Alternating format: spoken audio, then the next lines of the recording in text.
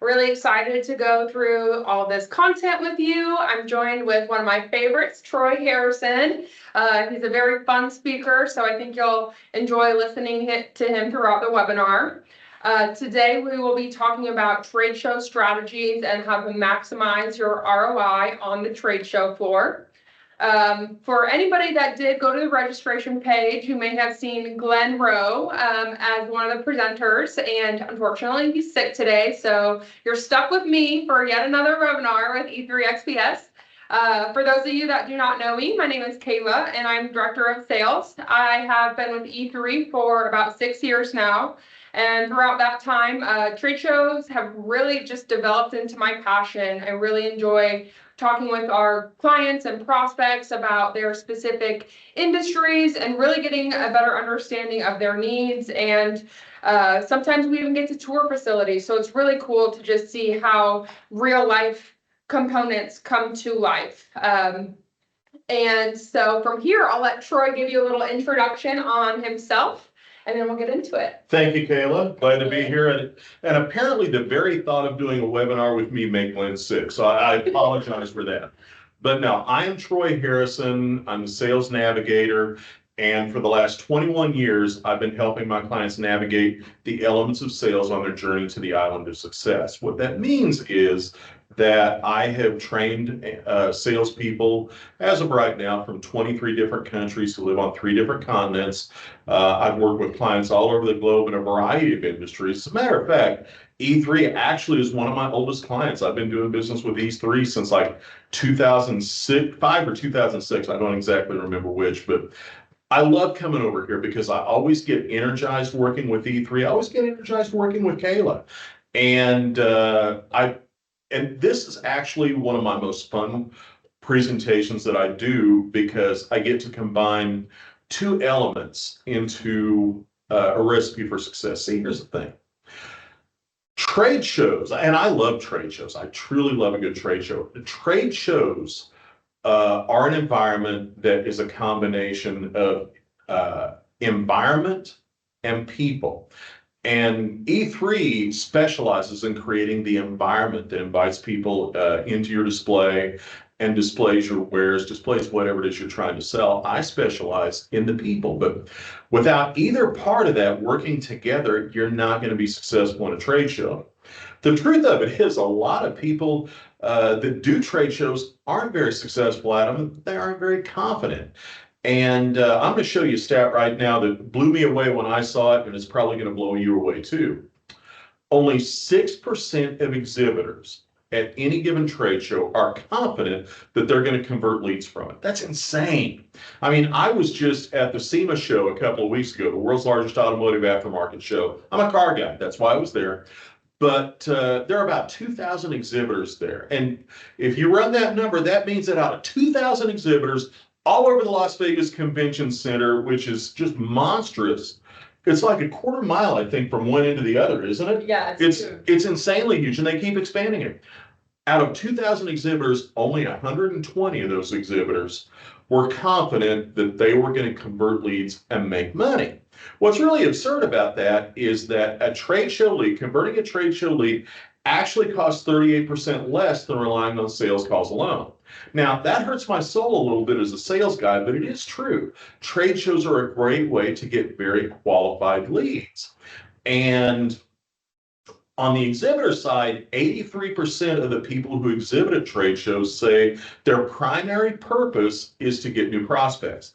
I take a little bit of issue with that. I think, and the reason is, I think a lot of exhibitors understate the effect of renewing customer relationships there as well. We'll talk about that a little bit more. But from the attendee side, here's why that's important. Of those people that are attending the show, not exhibiting, 91% of them say that they gain useful buying information at shows.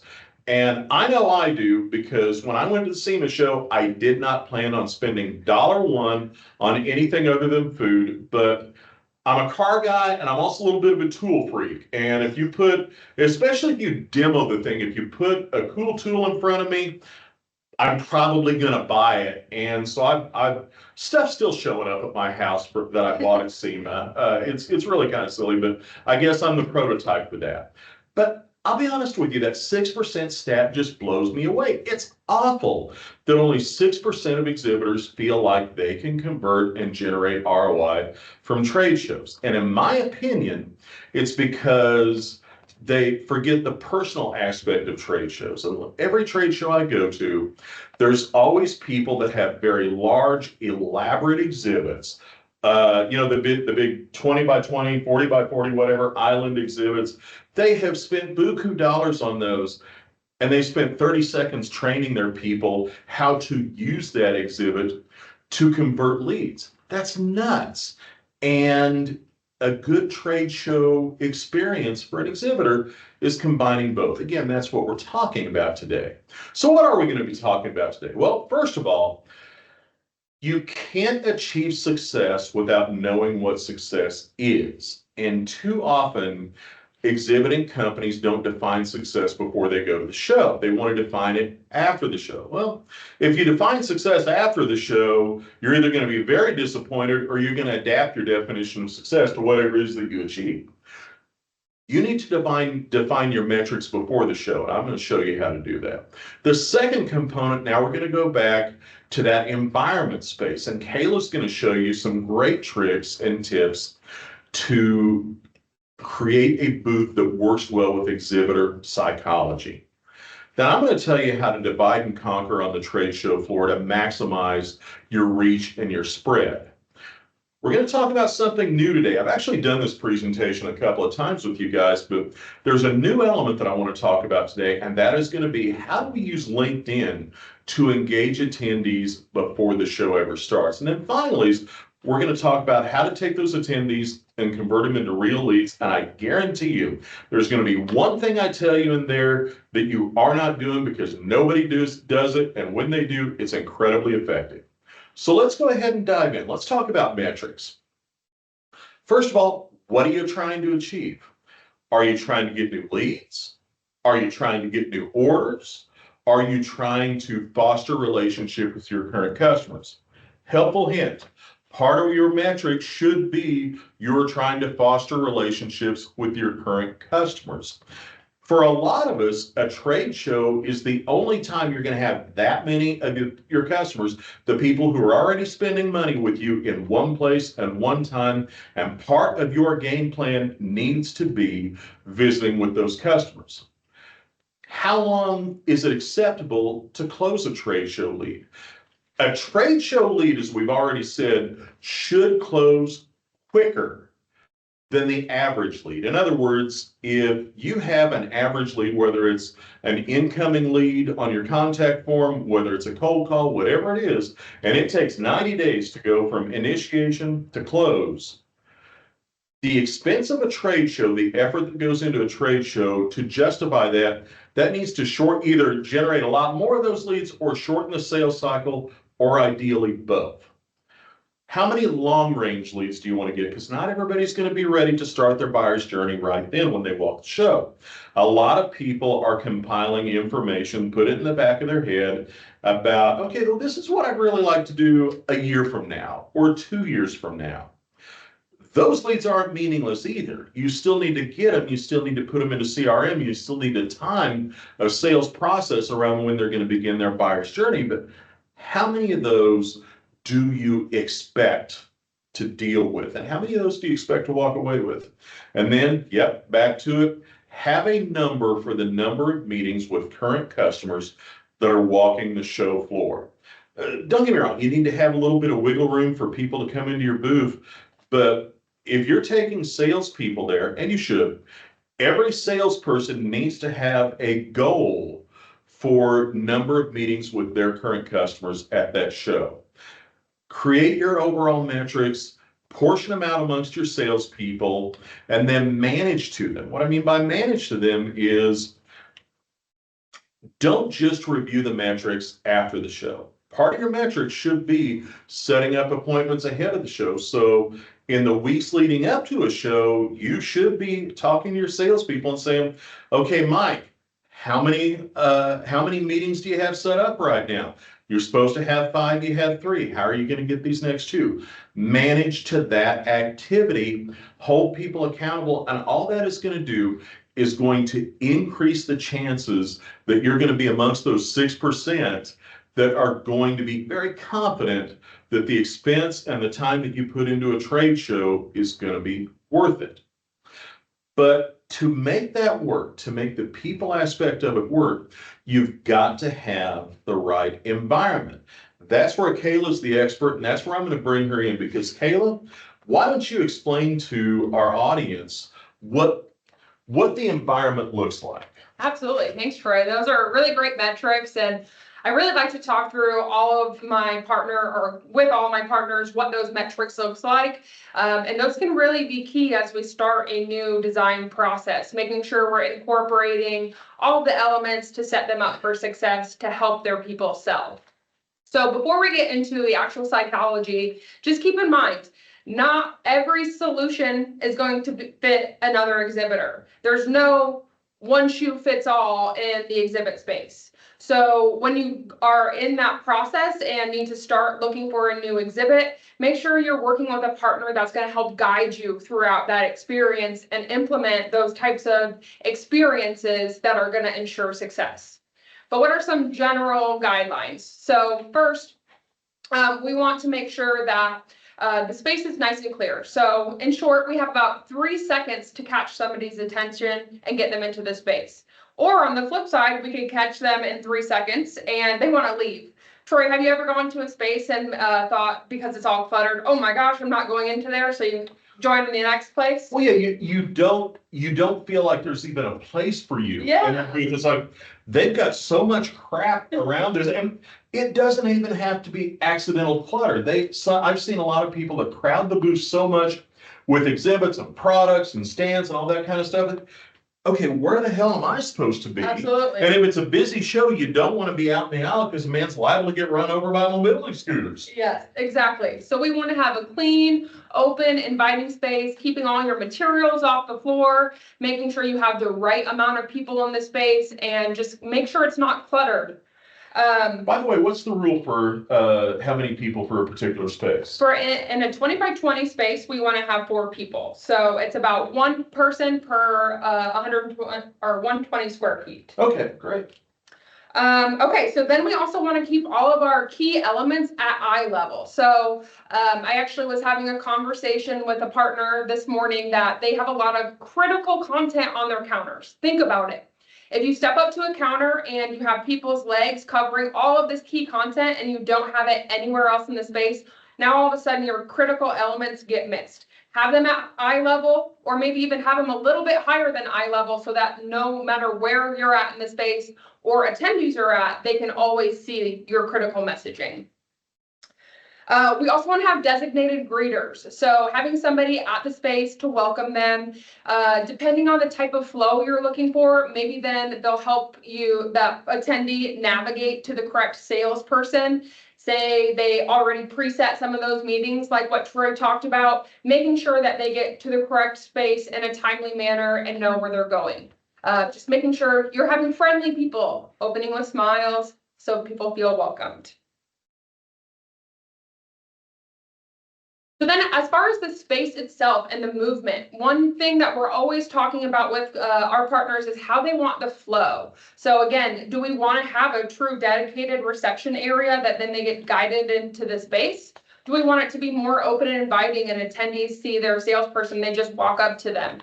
Those are specific areas that we can really design to and make sure that that flow is going to work properly for you and your team within the space. Then we want to make sure that all of the activities within the space are also visible, but you can really draw them in. So specifically in a 10 by 10 space, we see a lot of clients have an initial 6-foot counter at the front of their space. We actually recommend get rid of that. We want to eliminate the barriers, making sure that you can actually get a little bit more intimate in your space, pull them in, and really have a better, higher level of conversations. And then we also want to have them interact throughout the space. So rather than just coming in and reading your messaging, how are you going to provide something that means something to them, that they find value in? Maybe it's a demo, or in Troy's instance, maybe he gets to see the demo and then gets to buy the product, so he has something to take home. Just making sure that that value is provided to them can really help make sure that you also see success from that show.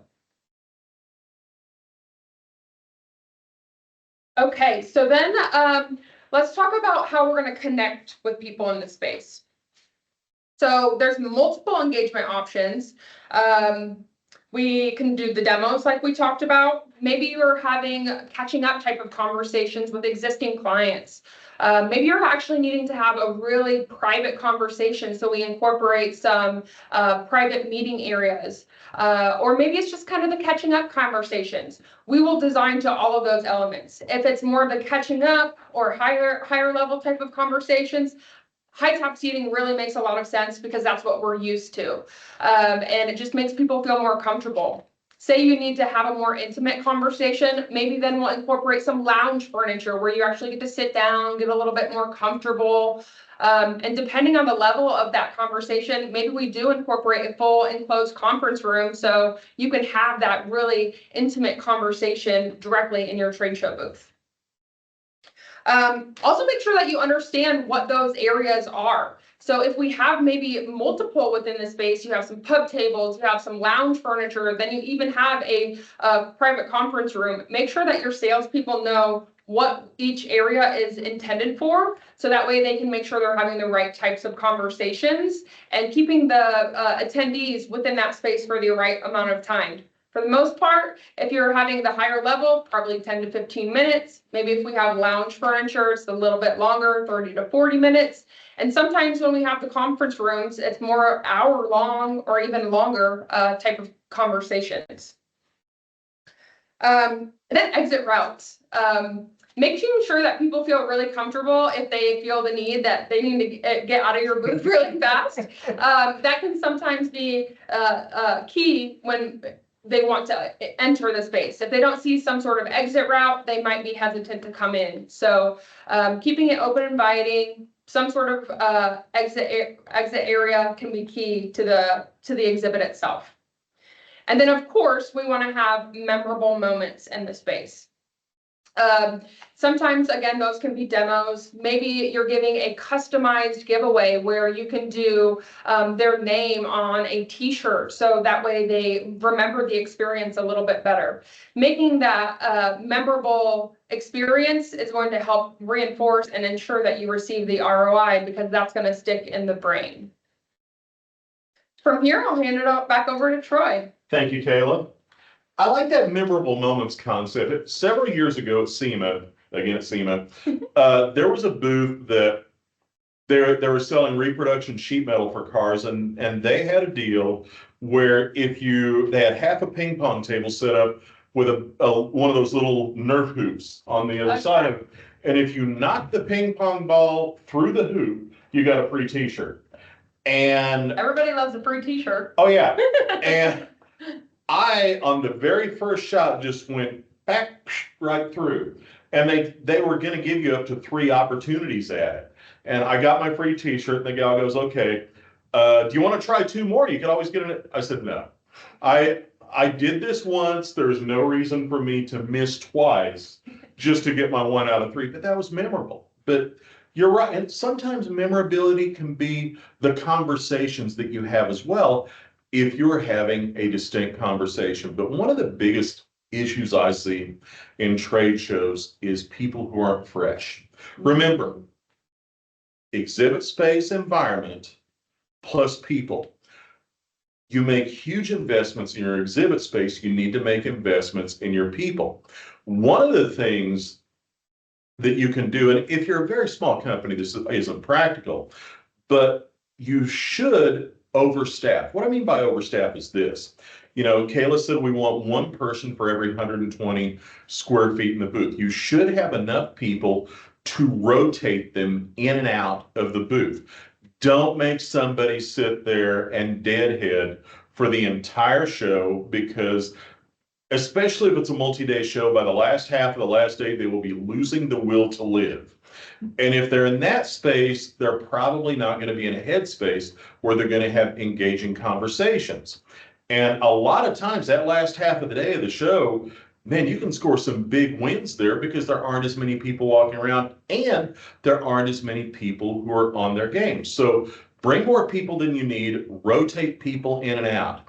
And when I say rotate people out in and out, don't make it informal. Have a schedule of who's going to be in the booth and when they're going to be there, and make people responsible for being in the booth and being on game during that time. And what that does too is it gives everybody floor walking time. Look, the people in the exhibits, they want to walk the show and see what's there as well. Make sure that everybody has time to walk the show. Now, here's something, and I heard this a couple of years ago from an exhibitor at a big show, and the more I thought about it, the more I thought, man, this makes sense. Was talking to somebody, it was a heavy equipment show. We're talking about, it was third day of a 3-day show. And the guy was pretty fresh and pretty on game. And we're talking, he said, he'd attended my program. He said, here's something that our owner does that I haven't heard of anywhere else, but I think it's a great idea. He said, they give us a certain block of time when we are not allowed within the meeting, within the convention hall. I said, what? Not allowed? He said, yeah. He said, they have told us, stay away. I don't care if you relax in the room. I don't care if you sit out by the pool. That's your recharge time. Enjoy. It was in Las Vegas. Take some time to enjoy Las Vegas a little bit so that when you go home, you don't just sit there and think, oh my God, I was a slave to this trade show the whole time. If you have enough people, schedule 3 things. Schedule booth time, walking time, and stay away time. And remember, have metrics for the appointments, have metrics for the leads, but that's part of dividing and conquering. Everybody doesn't need to be in the booth at all times. And by the way, when you have these metrics, make them realistic. And if it's a multi-day show, I would make sure that all of my people had at least some after the show appointments. Some preset meetings, whether with customers or prospects, where they're going to meet with people after the show. And I would have, like on a 3-day show, I'd have one evening where they don't have any appointments. Again, recharge time. I can't overstate how important it is to have your people fresh, ready, on game, and engaging, because the very best display that you can come up with, the most expensive display, the biggest display, the ones with the most colored lights, video screens, and brass bands, isn't going to help you much if your people are trudging in going, oh my God, I have to do this again. So make sure that you manage to keep your people fresh. Some of that too is by having maybe a little after hours group interaction. Maybe, okay, let's go have a quick happy hour before everybody separates off. It's just basic human interaction, and it's basic management. Remember, as managers, we are managing the, for want of a better term, mental state and mental readiness of our salespeople. So make sure you factor that in to your pre-show plan. Hey, Troy, I got a question for you. You bet. I know for me, I like a good challenge, and I think that's why sales is something that I really thrive on. Is there a way to incorporate some challenges for the sales team while they're actually working the booth? Oh, I think so. I think that you can, I think you can create incentives for who gets the most leads. And by the way, let me define a lead. A lead is not, can I scan your badge? Deliver me. A lead is a substantive conversation with somebody where you have the opportunity to learn a little bit about them and they have the opportunity to learn a little bit about you. Doesn't have to be a full 30-minute first appointment, but it needs to be a conversation. I have seen companies that gave incentive for who can scan the most badges. I can always tell when that's going on because those are the most annoying booths you can walk into. Because as soon as you walk in, it's like walking into a new car store and 3 salespeople are fighting their way out the door. As soon as you walk in, I want to scan your badge. Don't do that. You can create incentives for that. You can create incentives for whoever has the most preset meetings in a given day. You can even have incentives for whoever gets people to come back to your booth. We're going to talk about a way to do that shortly. So yeah, I think that's a great question. That's a great technique. Let's talk about what to do before the show now. And this is an area where my perspective has changed within the last year. I used to say that, and by the way, the technique of outreach to a potential exhibitors and potential attendees before the show, it's valid. But I think there's a new level to it. I think LinkedIn, particularly for B2B, and by the way, if you are not working B2B, as some of you aren't, you might be able to modify this technique and make it work on Facebook or Instagram, but right now I'm talking to the B2B people out there. In the B2B world, one thing that you can do on LinkedIn is you can become part of a community without ever meeting anybody face to face. And there's a strategy for this. When you are going to a trade show, whatever it is, almost all trade shows have a group on Facebook. Almost every industry association has a group on Facebook. And those groups give you access to become part of the conversation in that group. Matter of fact, I'm going to back up even farther. I'm going to spend just a quick minute on understanding LinkedIn. Because what is LinkedIn? Most salespeople do LinkedIn wrong. They send out connection requests willy-nilly, and as soon as somebody accepts your connection request, then you get the pitch slap in the direct messages. We have the greatest product ever, and here's why you just got to talk to me. When can you set an appointment with me? Look, people aren't accepting connection requests on LinkedIn to be immediately pitched. People are accepting connection requests to network and to get to know you.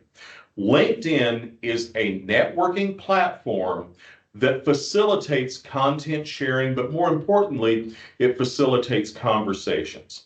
LinkedIn wants conversations more than it wants just spam content out there. Matter of fact, the biggest difference between LinkedIn and Facebook and Instagram and the rest, Facebook, Instagram, X, all those, they make most of their money through advertising. So the more people that advertise and spend money on that platform, the happier they are. They don't care if the platform looks spammy. LinkedIn doesn't want the platform to look spammy because their major source of revenue is those memberships for LinkedIn Premium and Sales Navigator. So they want to keep people's timelines pretty clean and pretty conversational. They're after conversations. What we can do is become a part of those conversations. And I'm going to explain a few steps for doing that. First of all, when you are getting ready to exhibit at a show, and when I say getting ready, I'm talking about 3 to 4 months ahead of time. We all know by 3 to 4 months, you know that you're going to be at a particular show. You know where it's going to be. You know what the association is and all that. You should be finding the relevant LinkedIn group for that trade show. You should be finding the relevant LinkedIn group for that trade association, and you should be joining those groups. Then, and for the love of God, as soon as you join them, don't start blasting promotional messages all over that group because it's going to get you banned. Instead, start engaging in the conversations that are going on. Whatever that industry is, you have some level of knowledge to contribute to those conversations, so contribute meaningfully with comments. Now, next level it. Find the prospects that you would like to meet with at that show. If you're looking for Bob Jones, the president of Acme Janitorial Supply, I don't know if there is a Bob Jones or an Acme Janitorial Supply. This is just an example. Don't go looking him up. Find Bob Jones and don't send him a connection request. I said what I said. Instead, look to see what Bob Jones has posted recently. Maybe he's posted recently. On anybody's profile, you can scroll down and see what their activity is. Look at the post. Is there any meaningful comment you can offer on that? You can also see what they've commented on what they've liked. Well, you can also go to those threads that they have commented on and become part of that discussion. What you're really doing is saying, Bob, you're in this community. I want to be a part of this community. Here I am. You're not hitting him with a direct message. Do that a few times, and I'm going to say comment on somebody's stuff 2 or 3 times, or comment on a conversation that they're part of 2 or 3 times before you reach out with a connection request. And when you do reach out with a connection request, say, look, looks like you and I are on the same page on a few things. I'd love to network with you here. When they accept, and by the way, if you do that, the percentage goes way up. When you do that, do not hit them with pitch slap. Do not DM them. And if you do this throughout a bunch of people in the industry, it's possible, because I've seen it, to have somebody walk on a trade show floor that has never met any of these people in person and still be an accepted part of that community. People will, you will greet people and they'll go, hey, I know you. I feel like I know you. It happens with me in a different vein. I've got a YouTube channel. You can look me up, Troy Harrison, Sales Navigator. But at my presentation at the ISSA show, I had somebody come up to me and say, hey, I know you. I thought, oh crap, I don't remember this guy. He goes, no.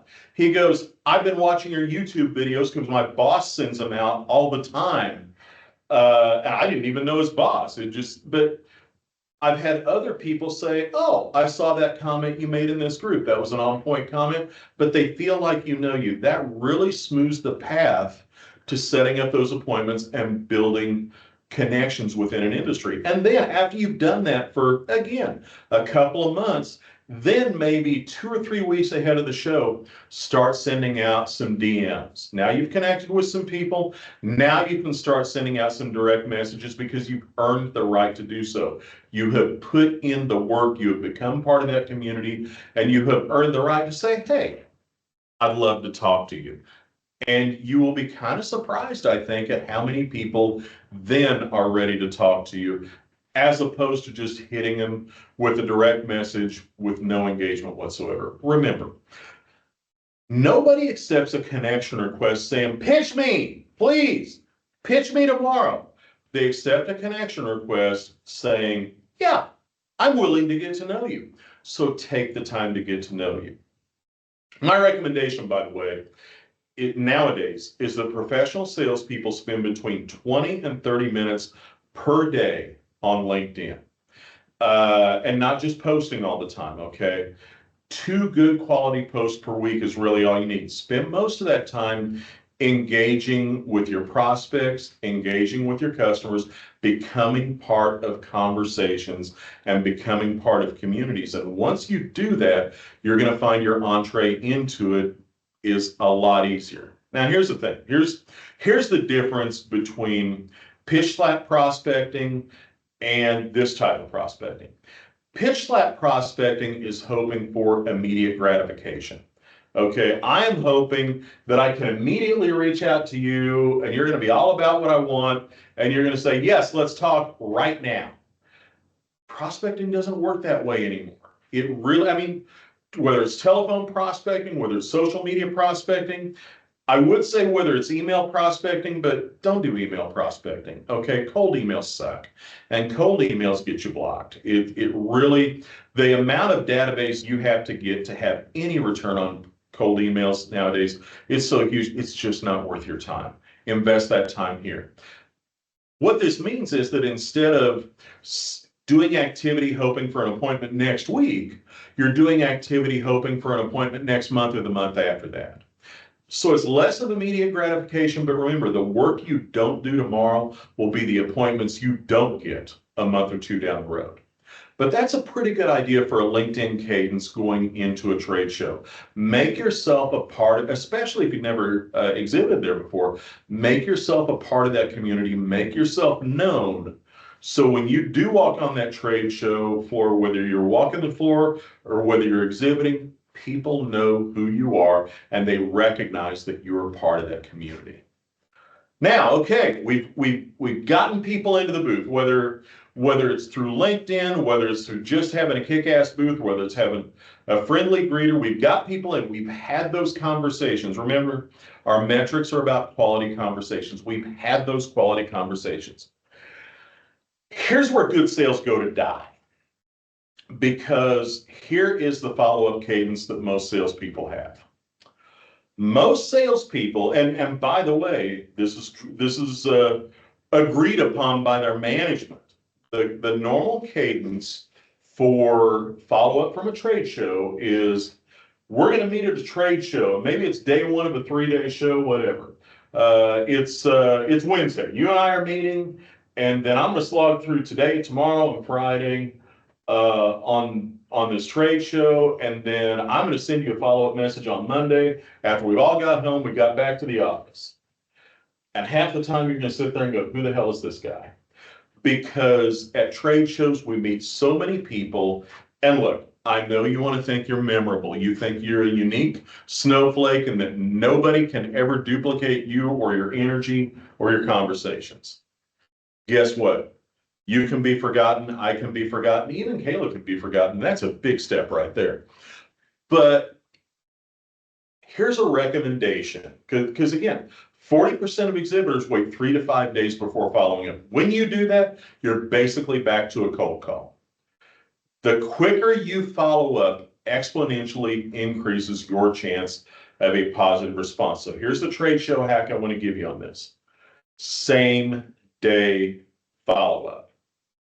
Wait, Troy, why would I do that? They're still going to be engaged in trade show stuff. They don't want to be getting follow-up messages from me. Yeah, they kind of do. Everybody wants to think that they're important. And one way to show that you're important is by quick response and quick follow-up. So here's my recommendation to you. Send out a follow-up message, and ideally, unless the booth is just swamped all the time, here's what I want you to do. Within an hour or two of meeting somebody, I want you to kind of sneak off, slip behind the wall of your booth. Don't do this out in front of everybody. We've talked about that. Don't do this out in front of everybody. Slip behind the wall, grab your phone, and just tap out a quick, "Hey, it was great to meet you" message. And don't be afraid to even say, "We're all going to be back in the office next week. When could we connect by phone or by Zoom?" Or even in person if they happen to be in the same spot. Some interesting things are going to happen from that. And by the way, you can do that by email or by text message. If they have given you their card with the mobile number on it, I don't know. I still lean more towards email follow-up now, but I think text is going to even that out here within the next couple of years. I still think a lot of people right now consider a text message follow-up to be a little too intrusive. But so my recommendation first is with email, and if that doesn't work, then try text, but do it while you're still at the show. You'll be shocked at how many people actually come back to the booth the next day to talk to you. They go, "Hey, I had a question," or "I had another thought." You have sparked their interest by showing them, "Hey, I want to continue this conversation."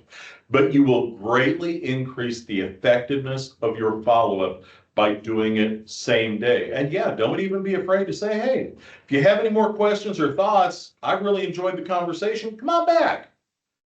When people come back to a booth to talk to you, now you know that's a pretty warm lead. At the very least, it's warm, if not hot. So speed of follow-up is essential. By the way, this is a good rule for any sales lead. One of the dumbest things I see salespeople do, and I see it all the time, and it drives me nuts, it is the source of most of the gray hairs on my head, is when salespeople get an email, they look at their phone, they go, "Lead form off the website. I'll get to it later." And it happens all the time. The average amount of time to follow up from an incoming lead off of your website, the average amount nationwide is 2 days. That's stupid. Stupid spelled STOOPID. That's how stupid it is. Salespeople, and I know that it's not because marketing is holding the leads, it's because salespeople look at the lead and go, "Not worth my time." Guess what? Quick follow-up on a lead is worth your time. A lead followed up on within 10 minutes has 5 times the chance of turning into business as a lead followed up within 30 minutes. A lead followed up within 30 minutes has 10 times the chance as one that is followed up on within 2 hours. And at 24 hours, you're basically back to a cold call. So however you're getting those leads, whether it is from a trade show or whether it is from your contact form, follow up quick. Sense of urgency on follow up, people perceive that as sense of urgency in doing business. Have you ever been to a restaurant where the host was slow to get to you at the host stand, or the server was slow to get to you to hand out the menus, and you think in the back of your head, ooh, that's not a good sign. Same exact thing. So sense of urgency is vital on follow-up. Kayla, anything to add on follow-up or on LinkedIn?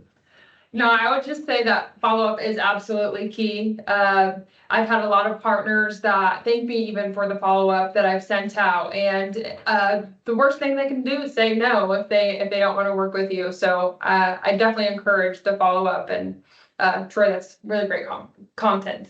Thank you. And I know we've kind of been moving kind of fast. We've gotten through a lot of stuff, but now I'd like to open the floor to any questions you might have. I know we got a lot of people online. Hopefully we spurred a little bit of conversation here. So if anybody has any questions, go ahead and put them in the chat box, and Grace will give those to us. She's sitting silently, so none yet. Kayla, what do you think are, if a company has to make 2 tweaks to their exhibit space, just in short term, what do you think those tweaks would be? Taking into account the flow of the exhibit, making sure that they have a reception area, or maybe they don't, depending on the target market and what they're wanting to achieve. That is a frequent conversation, I would say. And how to implement storage into the space. Everybody needs storage at a trade show. Sometimes that can be through cabinets. Sometimes it can be a true walk-in storage closet. But everybody needs some sort of space to either hide their own personal items or even their giveaways and swag, things like that. So the more storage, the better. And then I would also say one that is not always taken into account, but should always be taken into account, is their overhead strategy. So by that, I mean the rigged sign that comes down from the seat, yeah. Yep. And I don't know about you, but I've been to many of trade shows, and you can get really lost in the sea. And so when I'm at a trade show, I'm always looking at those overhead signs, even if it's just something simple, maybe it's a ring or a 2D type of element. It doesn't have to be crazy, but having that overhead structure can really help make sure that the attendees that do want to come see you can find you to meet with you. Absolutely. And by the way, I'm going to give you another little quick hack. Let's say that you are one of those smaller exhibitors who can't afford that kind of an exhibit. When you go to the show and you set up, here's something I want you to do. Look around and find somebody close to you that does have that. So when you tell people where you're at, oh, we're right across from the Lincoln Welders booth. They got a big sign hanging from overhead. So, and that way you can almost piggyback on somebody else's investment. Just a little hack. It's not cheating, really. Yeah, Grace. John asks, not really a question, but will this recording be emailed out? I can't keep up with all the notes I'm taking. It's been great, and I want to share with others on my team. I love hearing that. And yeah, you're gonna make that available, aren't you? Absolutely. We will get everybody the link after the webinar today. You should receive a follow-up email by tomorrow. Okay, good deal. Yeah, Grace. Another question. Mike asked, we exhibit at many small regional events. Booth space is typically very limited. Do you still recommend trying to open the space when we have 3 people attending the event? I would say yes. Yeah. I mean, the worst thing that's going to happen is you're going to have a barrier. So, for instance, if Troy and I were talking right now and we have this table in the front of the space, now I am going to have conversations with him from a distance, and it's much harder to have that intimate, higher level type of conversation up front with that barrier between you. So maybe it's just a smaller podium instead of a longer counter. And then you can also rotate your people, like Troy talked about earlier. Instead of having 3 people in the space at all times, maybe you have two maximum, or at least maybe one to greet people and then one for conversations. And then the other person is walking throughout the space or having their personal time to keep them fresh. And then they get to rotate throughout the show. Great answer. Yeah, on a small show like that, where you have small booth space, to me, people beat stuff in the booth, if that makes sense. Another question from Mike. What type of pre-event message do you recommend? In terms of, well, a pre-event message, if you're, number one, I wouldn't send out a generic pre-event message. I would tailor it to that person. Especially when we're talking about LinkedIn, I'd be looking for something they posted on LinkedIn that I can pivot off of. You know, hey, you posted this. I thought that was great. Love to just spend a few minutes with you, either on my booth or in yours, just shaking your hand and comparing notes. I almost think in the pre-event message, less is more. Because what will happen, I see a lot, is people send out 3 or 4 paragraph direct messages, and nobody's going to read that. Just have a good, compelling reason for them to want to have a conversation, not to buy, just to have a conversation and meet face to face. And I think that's going to be the most successful strategy, Mike. Are there any merch items that you would recommend against giving away at most trade shows? Question. Literature is actually there's a statistic out there, and I can't remember the exact number, but most of the literature will end up in the trash. So rather than spending your marketing dollars on paper that ultimately ends up in the trash, spend it on something that's going to help with that memorabilia aspect. There's a lot of different giveaways out there. I've had some partners that have unique shaped stress balls. Everybody can do a pen, but the item that a lot of people are still spending their budget on is literature. And then you have to also get it printed. You have to ship it. You have to get it out on the counters. That creates that clutter we talked about. And you can use QR codes. Post-COVID, Yep. Everybody is so acclimated to using a QR code. So rather than having numerous different printed materials, figure out ways that it can be still implemented into the space without having to have it physically on a piece of paper. And then you can add that as a reason to follow up. Exactly. And most literature isn't going to make it out of their hotel room. You know, if people are coming from a distance, even if they pick up literature, very seldom is it going to make it out of their hotel room, into their bag, and go home. Now, my perspective on giveaways is a little bit different. I'm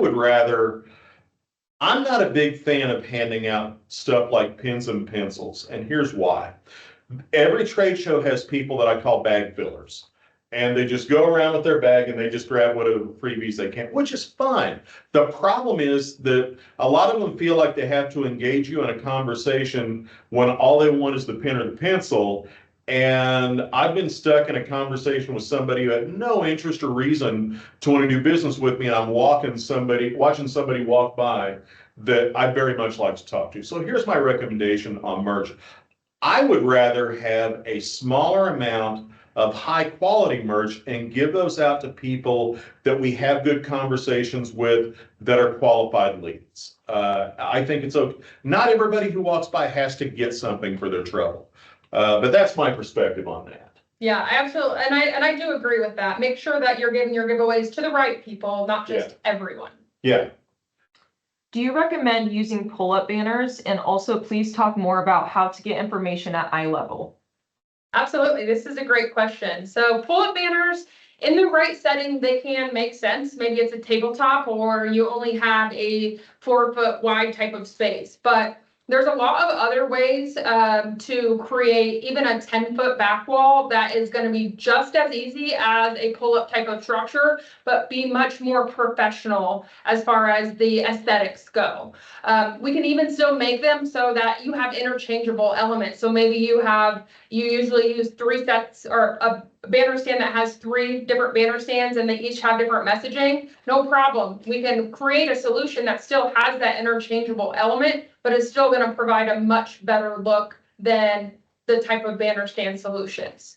Depending on where you're using the banner stand, please do not use a banner stand in an island exhibit, especially when you've gone through all of this work to create a really intentional, impactful experience. And then last minute, you want to, add that extra message and put the banner stand in there. Man, that just looks like such an afterthought. And it just breaks my heart when I see clients do that. So if there's a way to incorporate that extra message, collaborate with your partner, because I'm sure that they can help you figure out a way to implement that without having to do the last minute banner stand thought.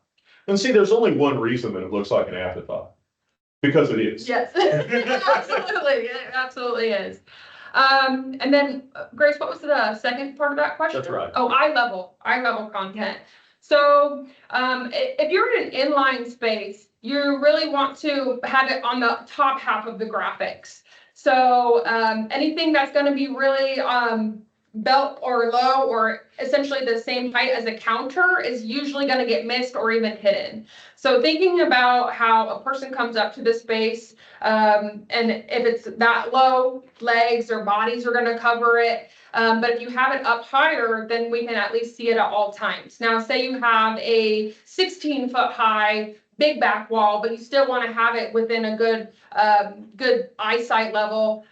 We recommend about 65 inches. And I would say maybe top tier 10 foot for your critical content, and 10 foot might even be a little bit higher because you don't want people to have to, arc their neck and get them uncomfortable when they're trying to read your message. Keep it really short and sweet, maybe taglines or key messages, not full editorial, but having it up higher is really going to be key to make sure all of your critical content gets across. Absolutely. Follow-up question about banners. Does the less is more apply in creating a banner? Yes, absolutely. In our showroom, if you haven't been, I'd highly recommend coming for a tour. We have a lot of different examples, but we used to have a really good example of what not to do with the banner stand that had all of this content, and then it had a couple of big, numbers of some sort. But I can tell you, I never read that banner stand, not even once. No. Banner stand for me would be a hell of a great place for a QR code. Absolutely. I have one banner stand that I carry along for a lot of my speaking engagements, and I'll put it up next to the stage or next to wherever I'm standing. But the biggest thing on it, it's got me, it's got my tagline, and for some reason it's got a picture of me. That may have been a mistake, but it's got a QR code, and while I'm speaking, I'll actually see people scanning the QR code to set up a meeting with me. That to me, that's a great use of that banner stand. I absolutely agree. And like you said, keep taglines or talking points, but not your full. Nobody's going to go up to Troy's banner stand, and if he has his whole bio on there, they might get 3 seconds into it before they're on to the next. So just remember, you're always capturing the human brain, and the human brain and attention spans continue to narrow. So I get wanting to get all of your messaging on there, but like what Troy's been talking about all day, let your salespeople sell. Yeah. John says we are also smaller, typically a 10 by 20. We don't have massive columns and structures like you see with bigger companies. We have a tablecloth with our company and logo, but what are other creative, small space saving types of identification to use? Absolutely. Great question. And if you have some availability, I'd really highly recommend that you get on a call or even schedule a visit to our facility here in Lenexa. If you're not local, we can still do a tour of our showroom. I'll just jump on my phone or another marketing consultant and virtually walk you through the space, because there's a lot of things that you can do in a 10 by 20 area. First, I'd say look at getting more of a podium than your standard 6-foot table throw, getting rid of those banner stands. If you're wanting to create a little bit more of an attractive type of back wall without having to get super complex, look at maybe layering some elements so that way it creates some dimension. And it doesn't have to be significant. Maybe it's just 2 different walls, one that overlaps the other with good branded graphics, so that way it looks just a little bit different than a simple straight back wall. We can create archways, of course, and you can also look at some structures. If you're talking with the right partner, they're going to be able to guide you to the right solution. So another way you can create a dimensional look is by doing different heights. Maybe the higher component is your key brand elements, but the lower is your taglines and your industry specific messages. Got time for about one more question here. Got no? Okay. Well, I tell you what then, we've got a few final remarks to kind of tie this whole thing up. And putting it all together, set your metrics and train your salespeople on your process. Don't work at a management level going, okay, this is what we want, and then not communicate and train that to your salespeople. Have your salespeople equipped to do the job. Use effective booth psychology like Kayla was telling you. Divide and conquer, and remember to manage activity at the show. Manage activity pre-show, at the show, after the show. Engage attendees before the show and then respond quickly. And then every time you do a show, and I don't care if you're doing 1 show per year or 10 shows per year, after every show, review what you did, figure out what your ROI was, how well did you do, refine it, and retrain. Remember, when you succeed at the show, it's probably because of work you did before the show. Now, Kayla has an offer to make you, and I've got an offer to make you. I'm going to ask you one more favor. Please hang on for a few minutes. Take a look at that, because we each have some complimentary offers to help you maximize your trade show success. Kayla? Absolutely. Thanks, Troy. So as I mentioned throughout the webinar, I'd really like to offer everybody that has joined today a complimentary trade show consultation. During this consultation, we're going to really do a deep dive into your trade show program, get a better understanding of your unique brand identity, who you are, what your goals are, what things that we need to achieve in the space, and then we're going to help guide you to the right solution. As part of that conversation, like I mentioned earlier, we're going to do a tour of our facility, because I can talk about this all day long. I am a talker, and what we do is really cool. But getting the opportunity to see it come to life within our facility really helps clients and partners understand what our process is and how we get to the staging area and then onto the show floor. So as part of that, you'll always receive a tour, and then we can also schedule a time to go through the showroom, explore some solutions, and even if we don't have something there, oftentimes we have something out in our staging area. So as Troy was talking, one key step in our process is our staging area, and we can help you throughout that sales process to make sure your salespeople are actually working in the booth the way that they should. So we'll explain all of that throughout that conversation, into that consultation, as well as through the tour of our facility. And then last, to help you with all these metrics and making sure that you're not in the 6% when it comes to tracking your ROI, we can give you some tips, tools, tricks that are all going to be customized to your specific needs and goals for the show. Absolutely. And I strongly recommend that you take advantage of that. And I recommend that you take advantage of my sales strategy review as well. I offer a complimentary 1-hour consultation called a sales strategy review. It's literally for you to access my expertise on helping you build your sales program. It's not a 1-hour sales call for me. It's an opportunity for us to have a one-on-one consultation where we go over your goals, your strategy, your sales process.